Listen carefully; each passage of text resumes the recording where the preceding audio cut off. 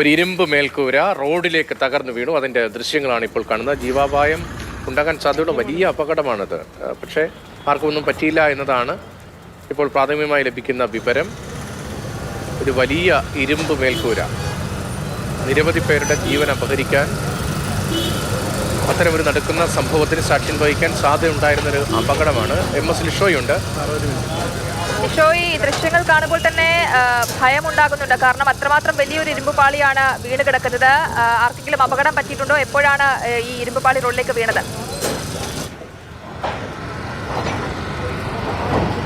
അതായത് തൃശ്ശൂരിലെ ഏറ്റവും തിരക്കേറിയ മുനിസിപ്പൽ റോഡിലാണ്, മുനിസിപ്പൽ ബസ് സ്റ്റാൻഡിന്റെ റോഡിലാണ്. അതായത് കോർപ്പറേഷന്റെ മുൻവശത്താണ് ഈ സംഭവം ഉണ്ടായിരിക്കുന്നത്. അതായത് ഇവിടെ അല്പസമയം മുമ്പ് ശക്തമായ കാറ്റും മഴയും ഉണ്ടായിരുന്നു.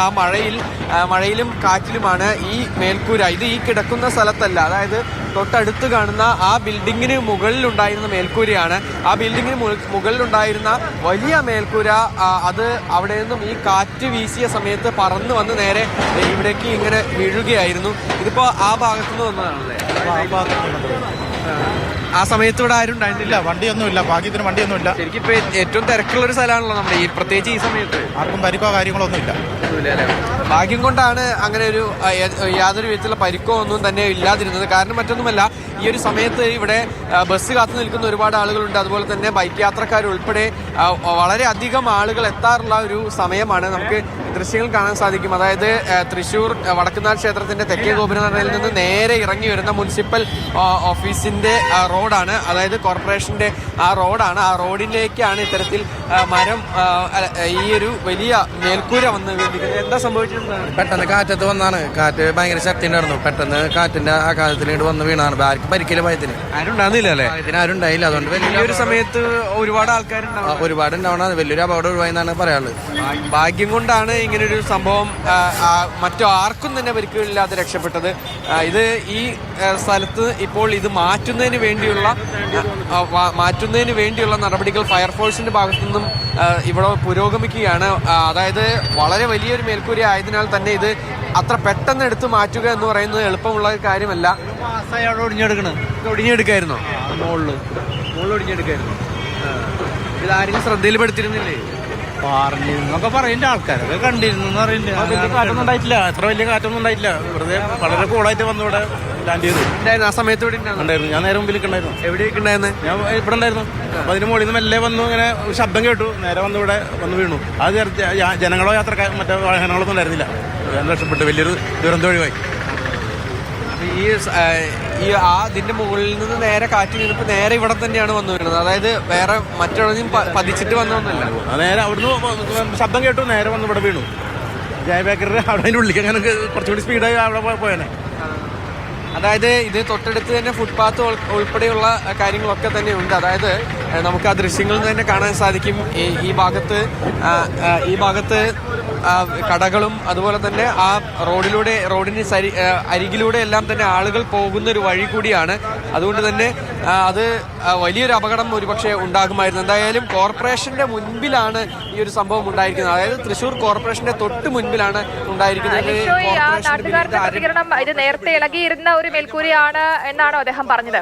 ദിവസം മുമ്പ് ഇത് കാറ്റത്ത് അടർന്നു നിൽക്കുന്ന വിഷയങ്ങൾ ഈ വ്യാപാരികളും നമ്മളോടൊപ്പം ഇപ്പോൾ കോർപ്പറേഷൻ പ്രതിപക്ഷ നേതാവ് ചേരുന്നുണ്ട്. ഇത് കോർപ്പറേഷന്റെ ബിൽഡിംഗ് ആണ്. കൂടുതൽ കാര്യങ്ങൾ അദ്ദേഹം തന്നെ വിശദീകരിക്കും. ഇത് കോർപ്പറേഷന്റെ ബിൽഡിംഗ് ആണ്. കഴിഞ്ഞ മഴയത്ത് ഒരാഴ്ച മുമ്പ് ഇത് കാറ്റത്ത് അടർന്നു നിൽക്കുകയായിരുന്നു. അത് ഇവിടുത്തെ വ്യാപാരികളും ആളുകളൊക്കെ കോർപ്പറേഷൻ ഭരണസമിതിയുടെ ഉദ്യോഗസ്ഥരെ ശ്രദ്ധയിൽപ്പെടുത്തിയതാണ്, കൗൺസിലർമാരെ ശ്രദ്ധയിൽപ്പെടുത്തിയതാണ്. യാതൊരു നടപടികളും ഇതുവരെ സ്വീകരിച്ചില്ല. പെട്ടെന്നുണ്ടായ കാറ്റില് അടർന്നു നിന്ന ഈ ഷീറ്റ് വീണ്ടും ഇത് പതിക്കാണ് ഉണ്ടായത്. ഇതിൽ തലനാരിക്ക് ആളുകൾക്ക് ജീവന് അപകടം സംഭവിച്ചില്ല. ഇത് തൃശ്ശൂർ കോർപ്പറേഷന്റെ കെടുകാര്യസ്ഥയുടെ ഏറ്റവും ഒടുവിലത്തെ ഉദാഹരണമാണിത്. നിങ്ങൾ കൗൺസിലർമാരെല്ലാവരും ശ്രദ്ധയിൽപ്പെടുത്തിയതാണ്, ഇവിടുത്തെ വ്യാപാരികൾ ശ്രദ്ധയിൽപ്പെടുത്തിയതാണ്. ഇത് ഒരാഴ്ച 10 ദിവസം മുമ്പ് ഇതിങ്ങനെ സംഭവം ഉണ്ടായതാണ്. അടർന്നു നിൽക്കുകയാണ്. ആ അടർന്നുന്ന കാര്യം അടുത്തൊരു കാറ്റത്ത് ഇത് അടർന്നു പോകുന്ന അറിയാവുന്നതാണ്. എന്നിട്ട് കോർപ്പറേഷൻ ഭാഗത്ത് നിന്ന് ഇത്ര കെടുകാര്യസ്ഥത എന്ന് പറയുന്നത് കെടുകാര്യസ്ഥയുടെ ഏറ്റവും വലിയ ഒടുവിലത്തെ ഉദാഹരണമാണിത്. ഇത് എങ്ങനെ അംഗീകരിച്ച് പോകാൻ നമുക്ക് സാധിക്കുന്നില്ല. കോർപ്പറേഷൻ കൗൺസിൽ പറഞ്ഞതാണ്. കോർപ്പറേഷന്റെ കൗൺസിൽ ഈ അപകടാവസ്ഥയിലുള്ള കെട്ടിടങ്ങൾ പൊളിക്കുന്ന കാര്യങ്ങൾ പറഞ്ഞു, ഷീറ്റ് കരത്തൊഴിഞ്ഞു വീണ കാര്യങ്ങൾ പറഞ്ഞു. കോഴിക്കോടുണ്ടായ തീപിടുത്തം നമുക്കറിയാം. തീപിടുത്തം ഉണ്ടായപ്പോൾ അതിന് മുൻകരുതൽ നടക്കാൻ പറഞ്ഞു. യാതൊരു നടപടികളും കോർപ്പറേഷൻ സ്വീകരിച്ചില്ല. ഒരാഴ്ച മുമ്പ് കാറ്റത്തുണ്ടായ സംഭവം അത് അന്ന് പരിഹരിച്ചിരുന്നുവെങ്കിൽ ഈ അപകടം ഉണ്ടാവില്ല.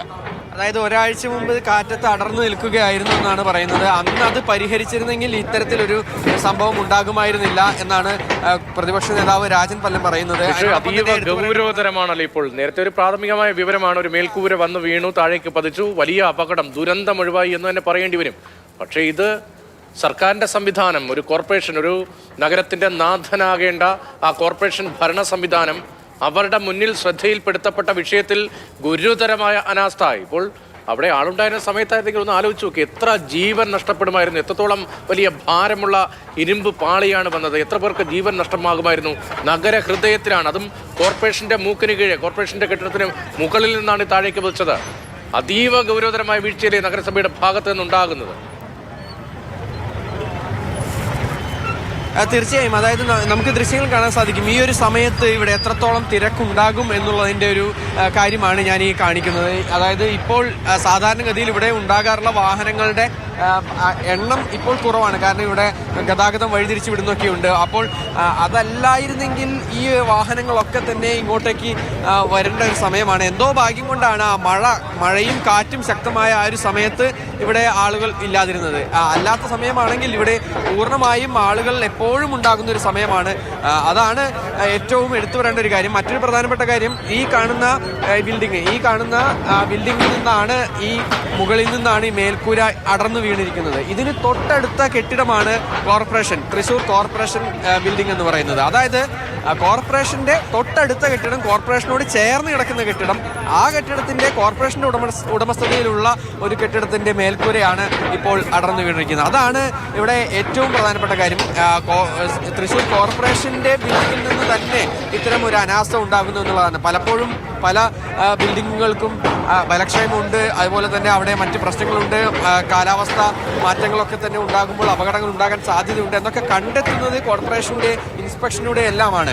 അതേ കോർപ്പറേഷന്റെ ആളുകൾ ഇൻസ്പെക്ട് ചെയ്യാത്ത, അല്ലെങ്കിൽ കോർപ്പറേഷന്റെ കീഴിലുള്ള ബിൽഡിങ്ങിന് മുകളിൽ നിന്നുള്ള മേൽക്കൂരയാണ് അടർന്നു വീണ് ഇപ്പോൾ ഈ ഒരു അപകടം ഉണ്ടായിരിക്കുന്നത്. മറ്റാർക്കും തന്നെ പരിക്കേൽക്കാതിരുന്നത് ഭാഗ്യം കൊണ്ടാണ്. പക്ഷേ ഇത് വളരെ വലിയ അനാസ്ഥ തന്നെയാണ് ഇവിടെ ഉണ്ടായിരിക്കുന്നത്.